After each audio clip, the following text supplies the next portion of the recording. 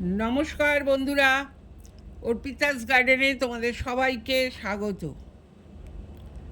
আমরা যারা বাগান করি আমরা সবাই কিন্তু বিভিন্ন রকমের সার ব্যবহার করে থাকি।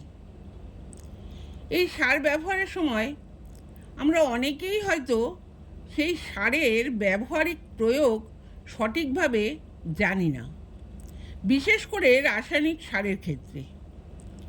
এই রাসায়নিক সার যদি সঠিক সময়ে এবং সঠিক পরিমাণে গাছে না দেওয়া যায় তাহলে কিন্তু গাছের ক্ষতি হতে পারে। আজ আমি তোমাদের এই রকমই একটি শক্তিশালী রাসায়নিক সার ডিএপির ব্যবহার নিয়ে কথা বলবো। দেখো, আমি এখানে নিয়ে নিয়েছি ডিএপি সার। এই দানা দানা মতো যে সারটি আমি এখানে নিয়ে নিয়েছি এটাই হলো ডিএপি। এই ডিএপি বিভিন্ন কালারের হতে পারে, যেমন ধরো ব্রাউন হতে পারে, অ্যাশ হতে পারে, ব্ল্যাকও হতে পারে। এই ডিএপি আসলে কি? এই ডিএপি হলো ডাই অ্যামোনিয়াম ফসফেট। এখানে অ্যামোনিয়াম এবং ফসফেট দুই মাত্রা করে থাকে। অ্যামোনিয়াম থেকে মুক্ত হয় নাইট্রোজেন, আর ফসফেট থেকে মুক্ত হয় ফসফরাস। এবার আসি এই ডিএপি আমরা কেন ব্যবহার করব। দেখো, ডিএপিতে নাইট্রোজেন থাকে 18% আর ফসফরাস থাকে 46%। আমরা সবাই জানি এই নাইট্রোজেন আমাদের গাছের জন্য একটা প্রয়োজনীয় উপাদান, আর ফসফরাসও গাছের জন্য অত্যন্ত জরুরি। ফসফরাস গাছের মূলের বৃদ্ধি ঘটায়, গাছের কাণ্ড মোটা এবং দৃঢ় করতে সাহায্য করে।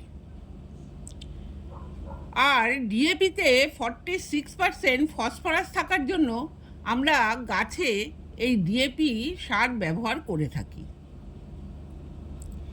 বিশেষ করে যেসব গাছের কন্দ বা মূল একটু ফোলা মতো হয়, যেমন অ্যাডেনিয়াম, আলু, বনসাই যে গাছগুলো, সেগুলোর ক্ষেত্রে আমরা এই ফসফরাসের চাহিদা মেটাতে ডিএপি বেশি ব্যবহার করে থাকি।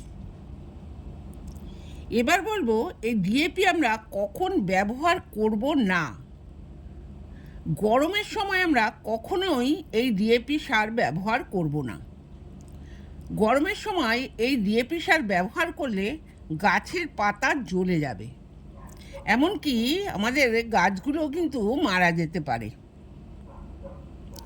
এছাড়া কখনোই আমরা আমাদের গাছে ঘন ঘন ডিএপি সার ব্যবহার করব না। 30 থেকে 40 দিন অন্তর আমরা এই গাছে ডিএপি সার ব্যবহার করব। এবার আসি আমরা জবা গাছে কিভাবে এই ডিএপি সার ব্যবহার করব। দেখো, জবা গাছ হলো একটা অ্যাসিডিক সয়েল পছন্দ করা গাছ, কিন্তু আমরা যদি প্রতি 30 থেকে 40 দিন অন্তর নিয়ম করে আমাদের জবা গাছে এই ডিএপি সার ব্যবহার করি তাহলে কিন্তু মাটি ক্ষারযুক্ত হয়ে যাবে। আর এই মাটি ক্ষারযুক্ত হয়ে যাওয়ার জন্য কিন্তু আমাদের জবা গাছ কখনোই আমাদের ভালোভাবে ফুল দেবে না, বা জবা গাছের চেহারাও কিন্তু আমাদের সেইভাবে ভালো হবে না। সেই জন্য জবা গাছের মাটিতে আমরা কখনোই ডিএপি সার ব্যবহার করব না। তাহলে আমরা জবা গাছে কীভাবে এই সার ব্যবহার করব? আমরা যখন জবা গাছের কোনো চারা প্রতিস্থাপন করব তখন আমরা এই ডিএপি সার ব্যবহার করব। আমরা এই চারা প্রতিস্থাপনের সময় টব অনুযায়ী ডিএপি সার মাটির সাথে মিশিয়ে নেব। টব অনুযায়ী বললাম তার কারণ, আমরা যদি 6 ইঞ্চি টবে আমাদের জবা গাছ প্রতিস্থাপন করি তাহলে কিন্তু এরকম, দেখো আমি নিয়ে নিয়েছি, এরকম 6টি দানাই আমরা ওই 6 ইঞ্চি টবের জন্য মাটির সাথে মেশাবো। এই 6টা দানার থেকে যদি 1টা কি 2টো দানা বেশি হয় তাহলে খুব বেশি অসুবিধা হবে না। কিন্তু আমরা যদি এর থেকে বেশি দিয়ে ফেলি আমাদের কিন্তু গাছের ক্ষতি হবে। ডিএপি কখনোই বেশি ব্যবহার করা যাবে না। 6 ইঞ্চি টবের জন্য যেমন 6টা দানা আমরা মেশাবো, ঠিক তেমনই আমরা 10 ইঞ্চি টবের জন্য 10টা ডিএপি দানা ব্যবহার করব। এইভাবে টবের সাইজ অনুযায়ী আমরা দানা ব্যবহার করব। এইভাবে মাটির সাথে মিশিয়ে আমরা জবা গাছ প্রতিস্থাপন করতে পারি। এছাড়া আমরা যদি খুব প্রয়োজন মনে করি, প্রয়োজন বুঝে আমরা এই ডিএপি গাছে স্প্রে করতে পারি। আমরা এই ডিএপি জলের সাথে গুলে, তোমাদের প্রথমেই বললাম আমরা ডিএপি জলের সাথে অ্যামোনিয়াম নাইট্রোজেন দেবে আর ফসফেট ফসফরাস দেবে। এই দুটো মুক্ত অবস্থায় আমরা এই জলের সাথে পাবো, সেটা আমরা গাছে স্প্রে করতে পারি। দেখো, স্প্রে করার জন্য আমি এখানে এরকম একটা বোতলে 1 লিটার বোতলে 1 লিটার জল নিয়ে নিয়েছি। 1 লিটার জল নিয়ে নেওয়ার পর দেখো আমি এই বোতলের মধ্যে 1 চামচ এই ডিএপি সার দিয়ে দেবো। দেখো এখানে আমি 1 চামচ ডিএপি সার নিয়ে নিয়েছি। এই 1 চামচ ডিএপি এই জলের সাথে ভালো করে মিশিয়ে আমরা 24 ঘন্টা রেখে দেব। 24 ঘন্টা রেখে দেওয়ার পর আমরা যখন ব্যবহার করব তখন কিন্তু এই সারটা আমরা ডাইরেক্ট গাছে ব্যবহার করব না, কারণ এখানে কিন্তু 1 চামচ ডিএপি আছে। আমরা যখন এই সারটা গাছে পরের দিন ব্যবহার করব তখন এরকম 1 লিটার জল নিয়ে নেব। দেখো আমি এখানে 1 লিটার জল নিয়ে নিয়েছি।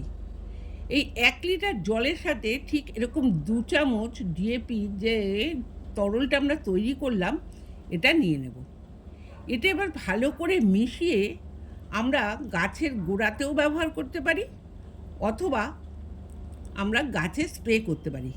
কিন্তু জবা গাছের ক্ষেত্রে আমরা কখনোই এই জলটা আমরা মাটিতে ব্যবহার করব না। দেখো এটা আমি বেল গাছে ব্যবহার করলাম, কিন্তু এটা জবা গাছে কখনোই মাটিতে ব্যবহার করব না। আমরা জবা গাছে যদি খুব প্রয়োজন মনে হয় আমরা এইভাবে স্প্রে করে দেব। কিন্তু তোমাদের আমি বলবো যে জবা গাছে কিন্তু আমাদের ডিএপি ব্যবহার করার খুব বেশি প্রয়োজন হয় না। যদি প্রয়োজন হয় শুধুমাত্র আমরা প্রতিস্থাপনের সময় মাটিতেই একবার ব্যবহার করলেই আমাদের যথেষ্ট। কারণ ডিএপি একটা খুব শক্তিশালী সার। কোন গাছে দেব আর কোন গাছে দেব না, কতটা পরিমাণ দেব সেটা না জেনে গাছে কিন্তু এই সার প্রয়োগ করা একদমই ঠিক নয়।